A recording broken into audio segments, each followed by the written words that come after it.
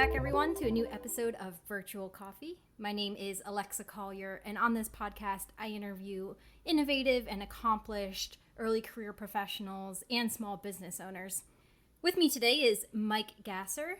Mike is currently a secure software developer at Caterpillar and is back in college studying computer science. In his original rotation, Mike studied actuarial science at Illinois State University. And additionally, he is also a member of the Army National Guard. Really looking forward to hearing Mike's story today, as well as his advice for those in a similar position. Before we get into the episode, don't forget to rate and review the podcast on the Apple Podcasts app. We appreciate all your ratings. You can also find the podcast on Spotify and Podbean. And you can also find the podcast social medias on Facebook and Instagram. It's at Virtual Coffee Podcast. Thanks for listening. Welcome, Mike. Thank you so much for being here. Yeah, of course. Thanks for having me. You have a very unique journey, and I'd really love if you could take me through it. Perhaps you can start from graduating high school and walk us through how you got to where you're currently at Caterpillar. Unique is a very good word for what my journey consists of. It's much more one of perseverance rather than a fast track to success. So I graduated out of high school all the way back in 2010. Yes, I'm old. And moved directly into a community college where I bounced around majors pretty much as many times as you can in about 2 years. So I went from like civil engineering to mathematics to electrical engineering to physics, back to mathematics. I really struggled to figure out what my calling was going to be. And unfortunately, 19-year-old Mike basically Googled what makes a bunch of money in math. And I chose that because I wanted to make a bunch of money and I like math. So hence why my first rotation through college, I majored in actuarial science. That field ended up being the opposite of what I wanted in life. The math was super cool, and I honestly loved the computations, but the business itself just left a really bad taste in my mouth. So after my senior year, I took a few years off from my studies to regain my footing and get a plan together for how I was going to go back to school and do it right. Unfortunately, that led to a 50-hour work week with no consistent days off, and it proved really difficult while planning to go back to school. But eventually enough was enough, and I decided I'm not going to burn my life away working and not doing something that I'm passionate about. So I reached out to a friend who I knew was working in recruiting, and I said, hey, I need to go back to college. What can the National Guard do for me? And the rest is history. So in Illinois, the National Guard pays 100% tuition to any public school after you've been in for a year, and it was a huge opportunity for me. But I still didn't know what specifically I wanted to go back to school for, so I spent the entire year really soul searching.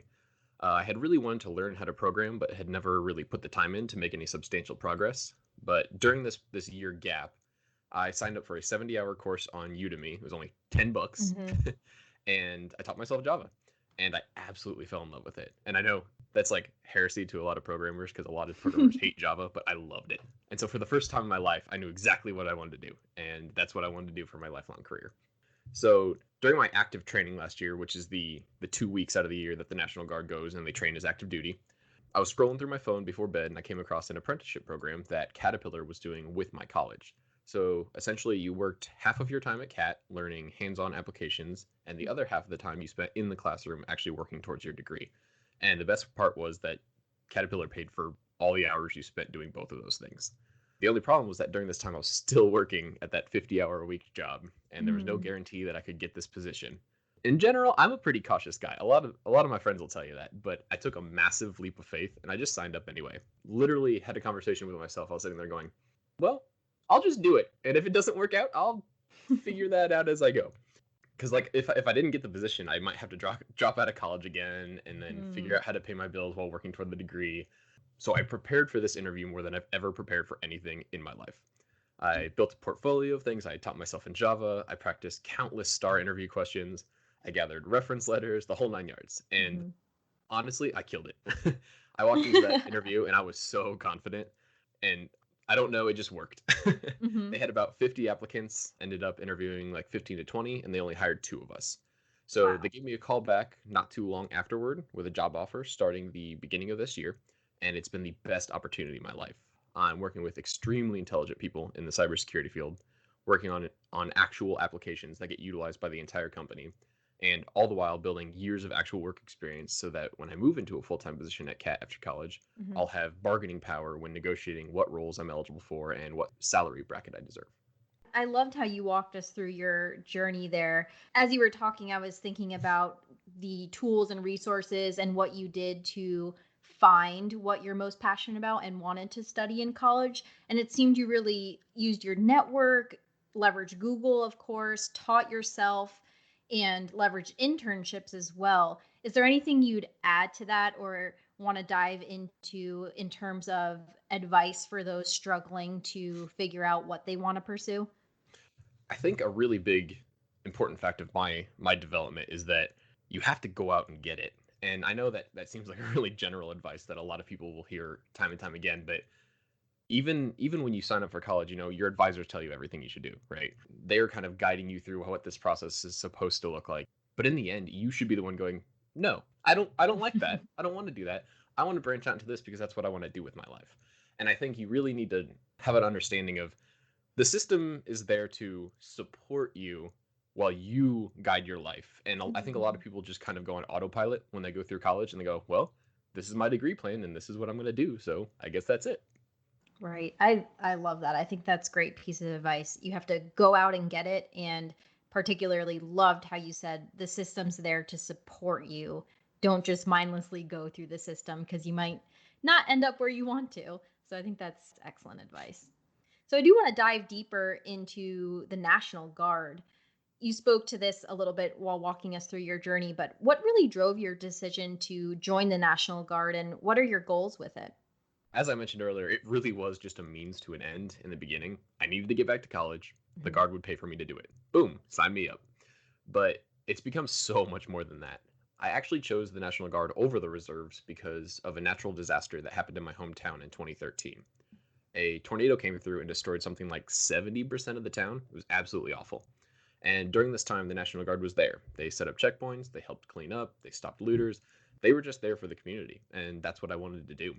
Unfortunately, with the reserves, they're a federal component, so they can't get activated by the governor to come help with those kind of things. So that Mhm. really drove my decision for the National Guard. I haven't really gotten the chance to work in a support role such as that yet, but I did take a position on what's called ADOS orders. Basically, you temporarily work full time with the National Guard. During that time, I was working with a recruiting unit, and I actually ended up developing a program for them that tracked incoming soldiers and helped auto populate all of their Wow. information into the countless forms that they needed for each one. So it really streamlined the process for them. And I really had to focus on proper levels of encryption so that like no personally identifiable information was leaked anywhere. Mhm. So it was super cool to merge those two parts of my life together for a little bit. And it was during that time that I really started to appreciate the Guard for much more than I initially had. Currently, I'm about to pick up my E4 or Specialist, which is the last rank you get before you become an NCO. And for those who don't know, an NCO is a non commissioned officer. They're basically the leaders of the enlisted. There's officers and there's NCOs. And so the NCOs are the enlisted leaders. And depending on how the rest of my contract plays out, I've got aspirations to become an officer. In the past few Mhm. years, cybersecurity has become a pretty big focus in the military. And with that came direct commissions for cybersecurity officers. So essentially, if you have an applicable degree and work experience, they can commission you straight into being a lieutenant in that field. So once I finish college, again, I'll have 4 to 5 years of practical experience and a degree in computer science. So if the stars align right and there's an open position at that time, I'll be a great fit for the job. Wow. Okay, cool. Yeah, this is something I'm very unfamiliar with. So this is very interesting to me learning about this from you. And first off, congratulations on all your successes with the National Guard and also obtaining your current position at Caterpillar. I think that's absolutely fantastic. So Thank you. congratulations on that. I love how you're able to merge the National Guard and your degree in computer science passions together. I think that's a very unique opportunity. I'd also love to know what is your current day to day with the National Guard, just because this is something I'm unfamiliar with. The day to day for National Guard is almost nothing. So we're civilians who also serve our communities. So we have general for my unit, we have a 2 day drill every month that consists of getting up to speed, getting training done, being ready, and talking about the different issues about what things might be going on that might need our help. But for just the day to day, I'm just a civilian, and I think that's the real key piece is that a lot of people see, especially with current events going on, they see the National Guard as just another like they're a police force there to hold up security for places and but really like we are civilians we work side by side with everyone else. And the National Guard is just something we do because we're passionate about our country and our community. Thank you for describing that. Mhm. So, turning our focus to your degree in computer science that you're currently pursuing, I know, again, you've dove into this a little bit, but would love to know what opportunities you're hoping that degree will open up for you, or perhaps already has led you to, such as your position at Caterpillar. So development is what I'm truly passionate about. I like taking nothing and just creating something out of it. Hmm. And so after my degree, and while I'm working towards my master's, I'd like to work as a developer as much as humanly possible. But that's the beauty of this field. The sky's the limit. And I know you've got a background in computer science as well, so Hmm. you're pretty familiar with this process. That's you can work in a million different branches of this field. You can branch into security, you can branch into development, you can branch into pretty much anything your heart desires. I believe you're working in the medical field right now, aren't you? I'm in the healthcare industry, and I completely agree that tech degrees, tech fields open up so many jobs for you that you wouldn't even know. Like, I'm really more of a consultant. I haven't coded in 2 to 3 years, but Mm-hmm. my computer science degree led me to the company that I'm at now, and I love my job. And I'm sure you get some really different perspectives on how to handle situations when you work in computer science. So I'm sure you have a lot of problem solving skills that came from going through the computer science field anyway. Exactly. I completely agree. I always say I may not code and use those hard skills of computer science, but my degree taught me how to be a logical thinker, and that I use Mhm. every single day. Yeah, absolutely. And I completely mimic that. I really believe that you build a lot of skills that just you don't get from a lot of different degrees. Like I didn't get any Hmm. of this from my last one. I learned a lot of math. I learned a lot of really cool things. I learned a lot of statistical applications my first time through college, but I didn't learn these really tough problem solving skills and how to utilize algorithms and all of these things that you can apply to almost anything else. Exactly. Yep. Again, completely agree. So it seems like that's really one of the biggest benefits of your degree in your mind is opening up so many opportunities for you, endless, really, and as well as those problem thinking skills that are so important in really any job. Yeah, absolutely. And especially because this field's developing so quickly, I don't Hmm. know what's going to be the big hot thing in 4 years when I'm done, right? Right now, machine learning is huge. And that's something that I really have a lot of interest in, but I don't know if it's going to be huge in 4 years when I'm Hmm. really pushing towards it. So there could be a brand new emerging field that pops out, in 2023 that all of a sudden I'm like, wow, that's what I want to do. I'm going to go for that. So, but in a perfect world where I got to choose exactly how my life played out, I'd finish this degree, I'd get my master's and a PhD while working at CAT. Then I transferred into research in academia while working as a professor at a big university. That's something I'd always wanted to do. My mom, growing up, was always a teacher, and so Mm. she really showed me the importance of being a good teacher. And I'm sure you've had plenty of professors that you wish were a little bit better at their job than they were, because I know Yep. I have.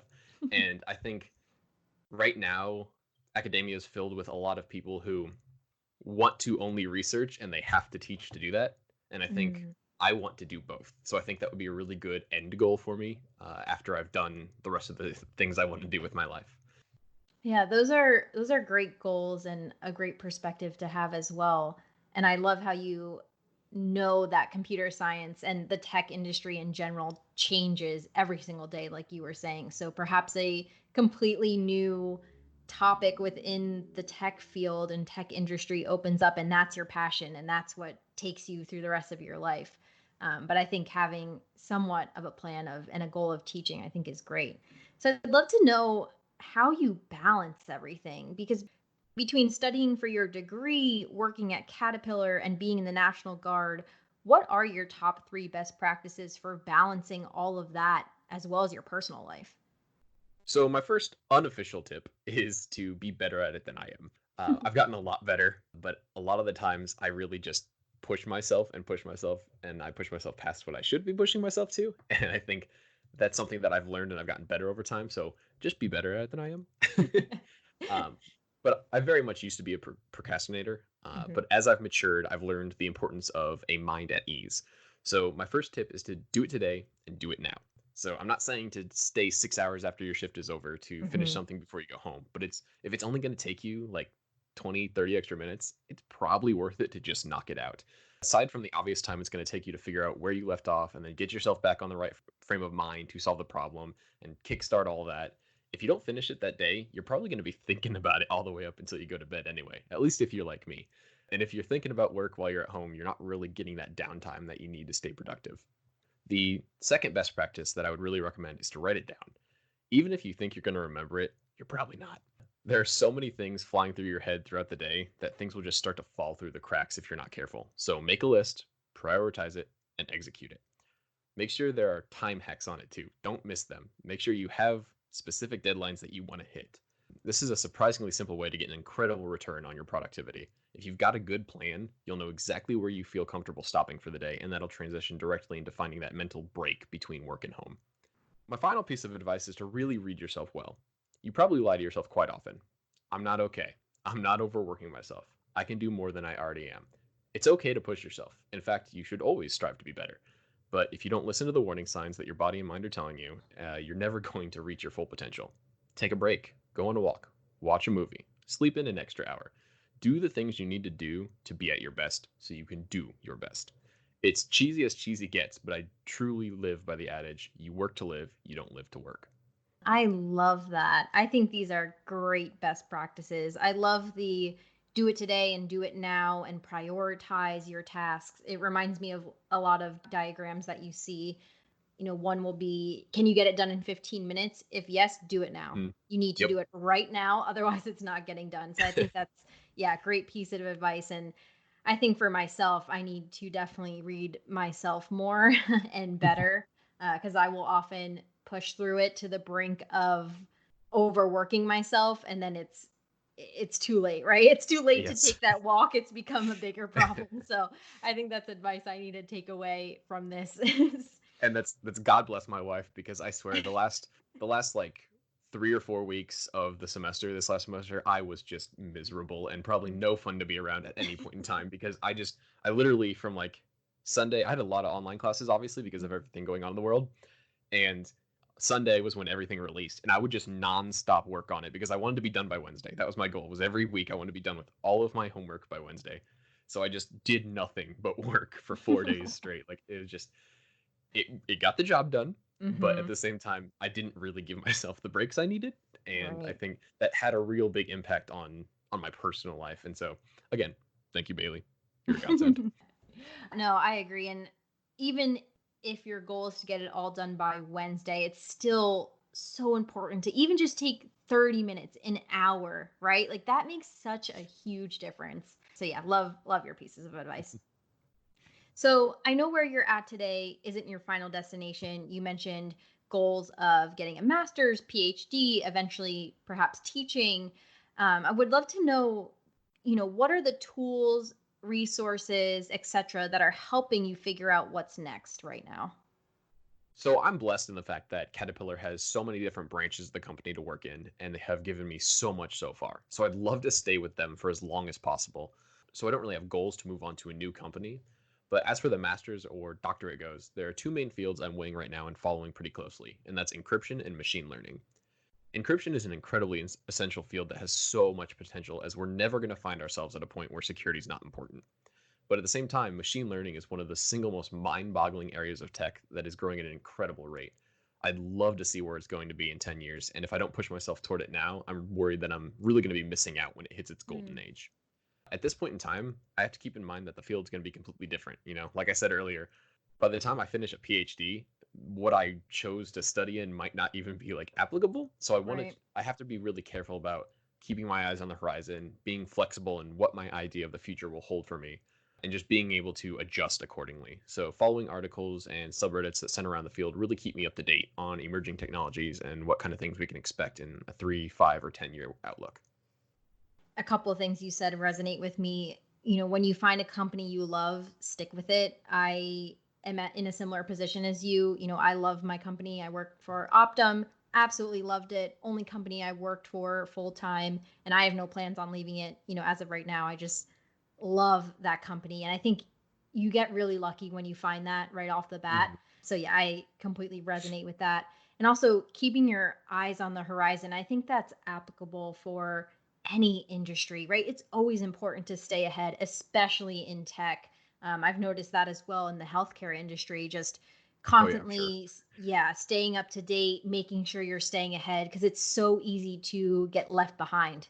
And once you're left behind, it's so much harder to catch back up. So I think that's, I mean, even great piece of advice is just make sure you're keeping your eyes on the horizon. Spend 10 minutes staying up to date with news articles in your industry because it'll make all the difference. Hmm. Absolutely.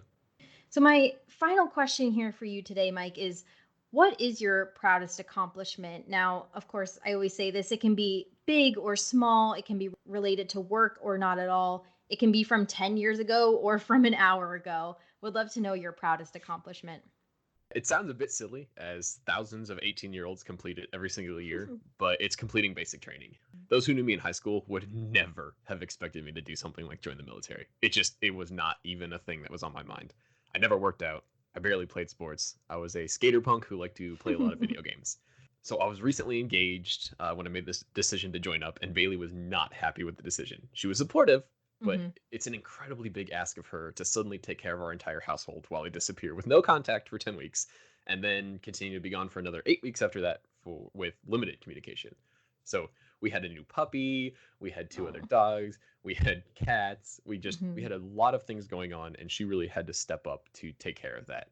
So the whole first day I'm at basic training, I'm thinking, oh no, what have I done? This was a mistake. I shouldn't be here. I'm staring at the ceiling, can't go to bed, and just going, what have I gotten myself into? Hmm. But basic brought out a level of pride and determination that I didn't even know I had. I was pushing through pain. I was running 4 miles at a time, which even now I'm in the National Guard still, and that still seems insane to me that I was doing that like 3 or 4 times a week. I was Right. going on ruck marches. I was forging lifelong bonds. There's just something about basic that can't be found in any other portion of life, and I'm incredibly proud of myself for having done it at 26, nonetheless, not 18. I was already falling Right. apart. Wow. Well, again, congratulations. I mean, you've already had such amazing accomplishments and successes, and I'm really looking forward to your future, Mike. I know you'll do great things. I appreciate that. Thank you. Of course. No, this was really fun. Thank you so much for being here, Mike. Before we sign off, I'd love to know where people can find you. I believe you're most active on LinkedIn. Yeah, so LinkedIn is really the big place to follow me. I'm just Mhm. Michael Gasser on there. Haven't really done a whole lot with other social media platforms in the meantime, but keep an eye out. I might. Sure. Great. Well, thank you so much for being here, Mike. I really appreciate it. I really enjoyed speaking with you today. Of course, it was fun, Lex. Awesome. Thanks.